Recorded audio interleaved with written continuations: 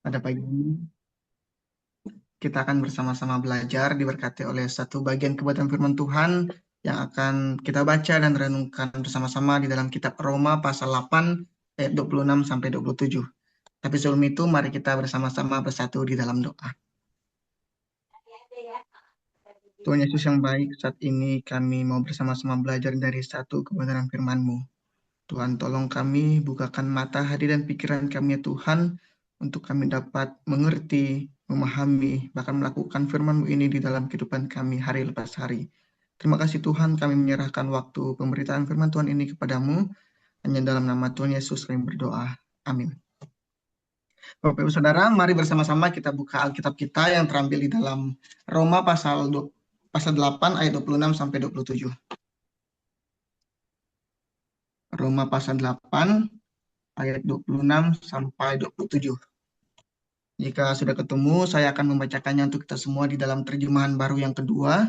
Dan silakan Bapak Ibu Saudara memperhatikannya di dalam Alkitabnya masing-masing. Roma pasal yang ke-8 ayat 26 sampai 27. Demikian bunyi firman Tuhan. Demikian juga Roh membantu kita dalam kelemahan kita. Sebab kita tidak tahu bagaimana sebenarnya harus berdoa, tetapi Roh sendiri menyampaikan permohonan kepada Allah dengan keluhan-keluhan yang tidak terucapkan. Allah yang menyelidiki hati nurani mengetahui maksud Roh itu, yaitu bahwa Ia sesuai dengan kehendak Allah memohon untuk orang-orang kudus. Demikian firman Tuhan. Bapak Ibu Saudara, tema renungan kita pagi ini adalah Roh membantu dalam kelemahan. Pertanyaannya, apa sebenarnya maksud dari tema ini? Itu kan mungkin kita bertanya-tanya, apa sih maksudnya? Nah, pagi ini kita akan belajar bersama-sama tentang tema ini. Bapak Ibu Saudara, ada masa-masa dalam hidup kita sebagai orang percaya ini, doa kita menjadi sangat sulit untuk kita sampaikan kepada Tuhan. Alasannya bukan karena kita tidak percaya, bukan juga karena kita tidak mau berdoa, tapi justru sebaliknya. Kita sebenarnya sangat ingin berdoa, sangat rindu berbicara kepada Tuhan. Tapi rasanya kata-kata yang mau kita sampaikan kepada Tuhan itu hilang. Seolah-olah hati kita penuh, kita tahu apa yang mau kita sampaikan, tapi mulut kita malah terbungkam. Pikiran kita rasanya berputar, tapi nggak tahu harus mulai doa dari mana. Nah, mungkin saja itu bisa terjadi ketika kehilangan datang kepada kita tanpa tanda atau tanpa peringatan sedikit pun. Mungkin ketika seseorang yang kita kasih pergi untuk selamanya, atau mungkin ketika harapan yang kita bangun bertahun-tahun runtuh dalam sekejap mata, atau lain sebagainya. Atau mungkin bisa juga saat kita sedang menghadapi pergumulan yang tidak kunjung selesai. Kita sudah panjatkan doa berulang kali, tapi jawaban dari Tuhan seolah-olah tidak datang, atau lain sebagainya. Banyak faktor yang bisa menjadi penyebabnya, Bapak Ibu Saudara. Dan dalam momen seperti itu, doa yang kita panjatkan kepada Tuhan jadinya bukan lagi rangkaian kalimat yang indah, tapi hanya tarikan napas yang panjang, keluhan-keluhan, air mata yang jatuh diam-diam, atau bahkan hanya keheningan tanpa kata-kata. Sebab kita tidak tahu dan tidak mampu untuk berkata-kata. Dan di titik inilah Bapak Ibu Saudara, biasanya orang-orang mulai merasa bersalah. Bahkan mungkin mereka berpikir, mungkin imanku kurang kuat kepada Tuhan. Atau mungkin aku tidak tahu cara berdoa yang benar. Atau ada juga yang merasa bahwa mungkin Tuhan tidak mendengar doa mereka. Karena doa mereka tidak terucapkan dan tersampaikan dengan baik kepada Tuhan. Banyak orang-orang merasakan hal-hal seperti ini Bapak Ibu Saudara. Nah, disinilah firman Tuhan dalam Roma pasal 8 ayat 26 sampai 27 ini berbicara dengan lembut tapi sangat tegas, sangat berkuasa Bapak Ibu Saudara. Yaitu Roh membantu dalam kelemahan kita. Nah, tema renungan ini mengajak kita untuk melihat bahwa kelemahan kita bukanlah akhir dari relasi kita dengan Tuhan Bapak Ibu Saudara. Tapi sebaliknya, justru di dalam kelemahan kita itulah Roh Kudus bekerja dengan cara yang sering tidak kita sadari. Nah, Bapak Ibu Saudara, saat ini kita hidup di dunia yang sering mengagung-agungkan kekuatan sebenarnya. Kita diajarkan untuk mandiri, diajarkan untuk kuat, bahkan kita diajarkan untuk tidak mudah menyerah dalam hal apapun. Kita selalu diminta untuk kuat, apapun keadaan yang sedang kita alami. Bahkan dalam kehidupan rohani kita, Bapak Ibu Saudara, tanpa sadar, kita membawa pola yang sama. Kita ingin menjadi orang yang percaya, yang kuat, yang selalu tahu harus berkata apa dalam doa, yang selalu yakin, yang tidak akan pernah goyah dalam apapun yang sedang kita alami. Tanpa sadar, kita membawa pola itu, Bapak Saudara. Tapi kita tahu bahwa realitanya nggak selalu demikian. Ada hari-hari kita lelah, bukan hanya lelah secara fisik, tapi secara batin juga. Mencoba untuk tetap percaya, tapi ada saja bagian dalam diri kita yang membuat rasa percaya itu goyah. Mencoba tetap berdoa, tapi kata-kata terasa hampa. Dan bahkan kita mencoba tetap berharap, tapi hati rasanya dipenuhi dengan banyak sekali keraguan-keraguan yang tak terucapkan. Nah, Bapak Ibu Saudara, Paulus tidak menutup mata terhadap kenyataan demikian. Paulus tidak mengatakan bahwa orang percaya itu harus selalu kuat. Orang percaya itu harus mampu menanggung apapun masalah yang sedang dihadapi. Enggak, Bapak Ibu Saudara. Tapi sebaliknya, di sini Paulus dengan jujur mengakui bahwa kita ini lemah. Lemah kita ini. Tapi bukan lemah secara fisik. Bukan juga lemah hanya karena penderitaan. Tapi lemah dalam hal berdoa, Bapak Ibu Saudara. Maka dari itu ketika Paulus di ayat 26 mengatakan kita tidak tahu bagaimana sebenarnya harus berdoa, menunjukkan bahwa bahkan dalam hal yang paling rohani sekalipun, yaitu doa, kita masih tetap terbatas, Bapak Saudara. Kita seringkali tidak tahu apa yang benar-benar kita butuhkan. Kita berdoa meminta sesuatu, tapi ternyata itu bukan yang terbaik. Kita berdoa agar masalah cepat selesai, tapi ternyata Tuhan sudah membentuk sesuatu yang lebih dalam dari kita, yaitu melalui proses masalah itu. Atau kita berdoa agar penderitaan diangkat, tapi ternyata Tuhan sedang bekerja di dalam penderitaan yang kita alami itu. Dan sehingga sebenarnya Bapak Saudara, kalau kita pikir-pikir, kelemahan kita itu bukan hanya soal kurang kuat dalam berdoa saja sebenarnya. Tapi juga soal keterbatasan kita dalam memahami kehendak Allah dalam doa-doa yang kita sampaikan. Itu. Namun kabar baiknya Bapak Saudara, Paulus tidak berhenti pada pengakuan bahwa kita ini lemah. Dia tidak berhenti pada pengakuan itu. Paulus sebelumnya menyinggung dengan satu kebenaran yang sangat menghibur kita, yaitu Roh membantu kita. Roh membantu kita dalam kelemahan kita. Kata membantu di sini bukan hanya sekedar bantuan kecil, Bapak Ibu Saudara. Kata membantu di sini adalah gambaran seseorang yang datang dan ikut memikul beban bersama kita. Ia tidak mengambil alih beban kita, enggak. Tapi ia juga tidak membiarkan kita sendirian dalam memikul beban itu. Ia datang dan ikut bersama-sama kita memikul beban kita. Dan itu adalah Roh Kudus. Bapak Saudara, Roh Kudus tidak menunggu kita menjadi kuat dulu baru ia menolong. Orang percaya harus kuat dulu baru Roh Kudus menolong, tidak. Ia datang justru ketika kita lemah. Ia tidak menuntut kita untuk berdoa yang sempurna dulu. Tapi justru ia masuk ke dalam ketidaksempurnaan doa kita itu. Ia bukan hanya bekerja dari luar, bukan hanya menghibur ketika susah, menuntun kita, mengingatkan kita, bukan hanya itu. Tapi ia juga bekerja dari dalam. Ia hadir di dalam hati setiap orang percaya. Memahami pergumulan yang bahkan kita sendiri pun gak sepenuhnya mengerti apa yang sedang kita gumulkan. Dan Bapak Ibu Saudara, bagian yang paling indah dari ayat ini sebenarnya adalah ketika Paulus mengatakan Roh itu berdoa dengan keluhan-keluhan yang tidak terucapkan untuk kita. Ini bagian indah. Ini bukan tentang doa yang panjang atau indah, Bapak Ibu Saudara. Ini juga bukan tentang kemampuan dalam merangkai kata-kata saat berdoa. Bukan. Tapi ini tentang sesuatu yang jauh lebih dalam. Yaitu sesuatu yang melampaui bahasa manusia. Karena mungkin kita pernah merasa bahwa apa yang kita rasakan itu terlalu dalam untuk kita ungkapkan. Mungkin kita pernah merasa bahwa gak ada kata yang bisa menjelaskan apa yang ada di dalam hati kita ini. Apa yang kita rasakan. Apa yang kita gumulkan. Mungkin gak ada kata yang bisa menjelaskan itu. Atau bahkan mungkin kita pernah merasa bahwa ketika kita mencoba untuk menjelaskannya, orang lain pun mungkin gak akan paham dengan apa yang sedang kita rasakan.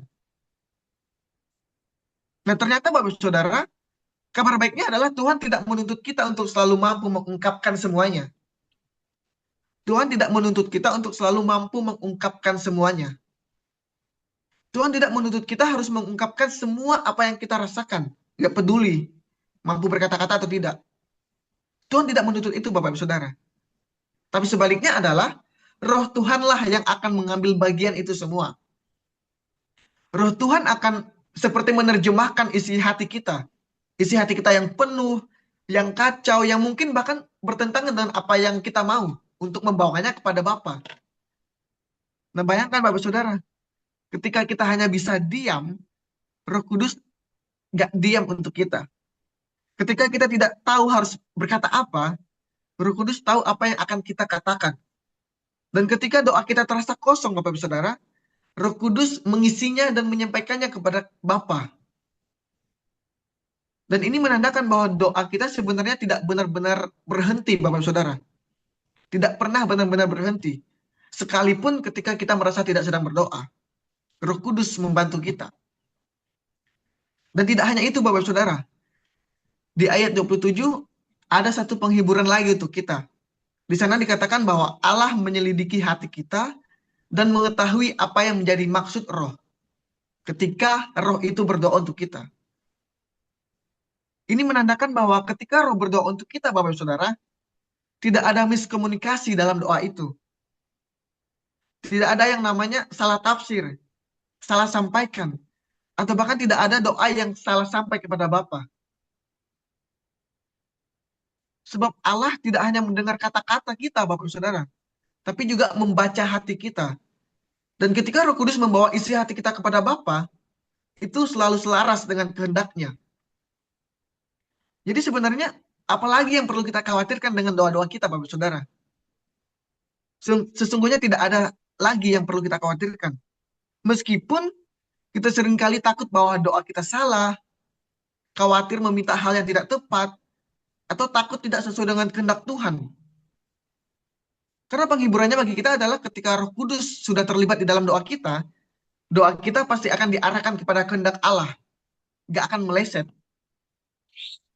Tapi di balik itu kita harus tetap waspada, Bapak Saudara. Ini bukan berarti kita pasti akan selalu mendapatkan apa yang kita inginkan, bukan. Tapi sebaliknya adalah apa yang kita doakan pasti akan selalu masuk dalam rencana Bapa yang terbaik. Sejalan dengan rencana Bapa yang terbaik. Karena Roh Kudus menolong kita menyampaikan apa yang kita rasakan ketika kita sudah tidak mampu lagi menyampaikannya kepada Bapa. Nah, Bapak Ibu Saudara, maksud Paulus menuliskan ini bukan hanya untuk menghibur kita, tapi lebih dari itu adalah Paulus mau mengundang kita untuk belajar sesuatu yang yaitu berdiam di hadapan Tuhan tanpa harus selalu punya kata-kata, sekalipun di tengah pergumulan hidup yang sangat berat.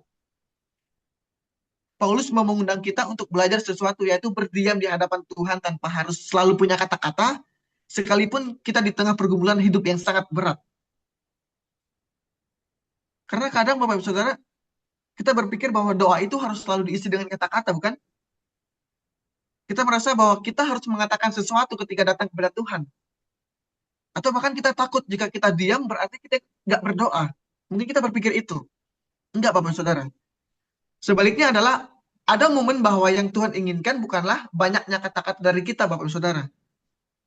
Tapi ada momen bahwa yang Tuhan inginkan itu adalah kehadiran kita. Berdiam bukan berarti menyerah, Bapak Saudara. Berdiam adalah bentuk kepercayaan. Berdiam adalah bentuk pengakuan bahwa kita percaya, tahu bahwa Tuhan akan melakukan, Tuhan tahu apa yang kita rasakan, dan Tuhan tahu apa yang kita alami. Berdiam adalah bentuk pengakuan. Dalam diamnya kita, Bapak Saudara, Roh Kudus bekerja. Dalam air matanya kita, Roh Kudus berdoa untuk kita.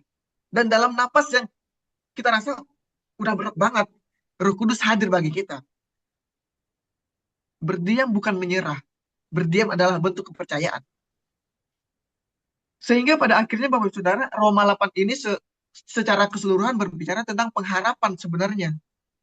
Pengharapan di tengah penderitaan dan pengharapan di tengah dunia yang belum sempurna ini. Dan di tengah semua itu, Bapak Saudara, Paulus tidak merujuk pada kekuatan manusia. Orang percaya harus kuat. Enggak. Tapi pada karya Roh Kudus bagi manusia. Paulus tidak merujuk pada orang percaya harus mampu ya menanggung dosa. Maksud saya menanggung masalah. Enggak. Tapi Paulus merujuk pada karya Roh Kudus sebagai manusia. Maka dari itu Bapak Saudara, ini mengingatkan kita bahwa hidup yang rohani itu bukan tentang seberapa kuatnya kita menghadapi masalah. Bukan. Tapi tentang siapa yang bekerja di dalam masalah yang sedang kita hadapi itu. Yaitu Roh Kudus. Karena ketika kita merasa gagal dalam doa, Roh Kudus tidak pernah gagal, Bapak Saudara. Ketika kita merasa lemah, Roh Kudus tetap kuat. Dan ketika kita merasa nggak tahu kemana arah hidup kita ini, Roh Kudus tahu tujuan hidup kita. Inilah dasar pengharapan kita. Dan mungkin Bapak Saudara, hari ini kita sedang berada di titik di mana doa kita terasa sulit sekali untuk disampaikan kepada Tuhan. Mungkin kita sudah mencoba, tapi kata-kata susah keluar ketika kita berdoa. Mungkin kita lelah berharap, lelah menunggu, lelah bertanya, Tuhan ini gimana? Aku nggak mampu. Kalau kita sudah mengalami hal ini, Bapak Saudara, ingatlah bahwa kita tidak berdoa sendirian. Ada Roh Kudus yang membantu kita untuk berdoa kepada Bapa. Bahkan ketika kita tidak tahu bagaimana harus berdoa pun, Roh Kudus tetap berdoa untuk kita. Bahkan ketika kita hanya bisa diam pun, ada doa yang sedang dinaikkan bagi kita. Dan bahkan ketika kita sedang merasa jauh dari Tuhan pun, Roh Kudus justru sangat dekat dengan kita. Pada akhirnya Bapak Saudara, jangan pernah berhenti datang kepada Tuhan sebenarnya. Sekalipun yang bisa kita bawa hanyalah keheningan. Gak mampu berkata-kata, saking banyaknya masalah. Karena justru di dalam keheningan itu Bapak Saudara, Roh Kudus sedang bekerja untuk kita. Doa yang paling diam, doa yang paling dalam, bukan soal doa yang harus selalu terdengar. Tapi yang paling jujur, yang lahir dari hati yang terbuka. Bahkan dalam kelemahan kita. Dan faktanya Tuhan hadir di sana bersama-sama kita, Bapak Saudara. Tuhan menolong, Tuhan mendengar apa yang Roh Kudus sampaikan, dan menolong apa yang kita gumulkan. Itu pengharapan kita, Bapak Saudara. Dan kiranya Roh Kudus bisa menolong kita untuk memahami kebenaran firman Tuhan ini, untuk kita lakukan, untuk kita terapkan di dalam kehidupan kita bahwa kita nggak sendirian. Roh Kudus menolong kita, Roh Kudus membantu kita di dalam kelemahan kita. Ketika kita merasa tidak mampu, kita lemah, kita nggak kuat lagi, Roh Kudus menyampaikan isi hati kita kepada Tuhan, dan Tuhan menolong kita. Mari kita bersama-sama bersatu di dalam doa.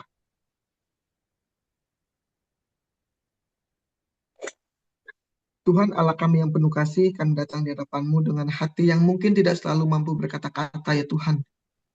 Ada begitu banyak hal dalam hidup kami yang tidak kami mengerti. Dan ada begitu banyak pergumulan yang kami tidak sanggup ungkapkan dengan jelas kepadamu ya Tuhan. Namun kami bersyukur ya Tuhan, karena Engkau tidak menuntut kami untuk selalu kuat. Engkau mengerti kelemahan kami. Bahkan ketika kami tidak tahu bagaimana harus berdoa, Roh-Mu yang kudus menolong kami dan berdoa bagi kami dengan cara yang melampaui kata-kata kami ya Tuhan. Terima kasih Tuhan karena kami tidak pernah sendirian. Terima kasih karena dalam setiap air mata kami, dalam setiap keheningan kami, bahkan dalam setiap kebingungan kami ya Tuhan, Engkau tetap hadir dan bekerja di dalam kami. Tuhan ajar kami untuk bersandar kepadamu. Ajarlah kami untuk percaya bukan pada kemampuan kami sendiri, tapi pada karya Roh Kudus yang ada di dalam diri kami ya Tuhan. Ketika kami lemah, ingatkan kami bahwa kuasa-Mu tetap sempurna. Dan ketika kami bingung, tuntunlah kami untuk tetap berharap kepadamu ya Tuhan. Tuhan, kami menyerahkan setiap pergumulan kami ke dalam tangan-Mu, yang kami pahami dan yang tidak kami pahami, yang kami ucapkan dan yang tidak sempat kami ucapkan ya Tuhan. Dan biarlah semuanya itu Engkau bawa dan selaraskan dengan kehendak-Mu yang baik dan yang sempurna bagi kami ya Tuhan. Terima kasih ya Tuhan. Hanya di dalam nama Tuhan kami Yesus Kristus kami berdoa dan bersyukur kepadamu. Amin.